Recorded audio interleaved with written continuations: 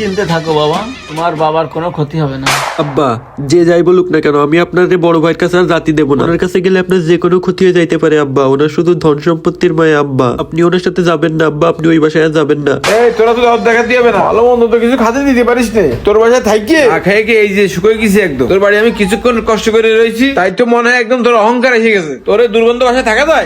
তাও তো কিছুক্ষণ কষ্ট করে রয়েছি। এই তো ভোটার দাগে পা এই দিয়েছে। ঝুপড়ি পরিবেশে মানুষ কেউ থাকে নাকি? আমার বাসার কাজের লোক তো এরকম ভাবে থাকে না। আমার ছেলে ভুল বুঝতে পেরে আমার নীতি আছে। ও জেনারেল লাইনে পড়েছে না, ওর ভিতরে প্রকৃত শিক্ষার আলো আছে, আর ওর ভুলও বুঝতে পেরেছে। আমি এখন বাড়ি চলে যাবো। আব্বা আসেন দিন, ওর কথা বাদ দেন। না আব্বা, আপনি যাবেন না আব্বা। আপনারা জুবলিতে থাকেন, চলেন আপনি দালানে চলেন। না আব্বা, না আপনি যাবেন না আব্বা। এই যা সর তুই। আল্লাহ, চলেন আব্বা, আসেন আমার সাথে আসেন। হ্যাঁ বাবা, চল তো চল। আল্লাহ, আপনি আমার আব্বাকে হেফাজত করুন। আব্বা বসেন, আপনি চেয়ারে বসেন আব্বা। শোনো বাবাজি, তোমার বাবারে ভালো মন্দ খাও, আর তোমার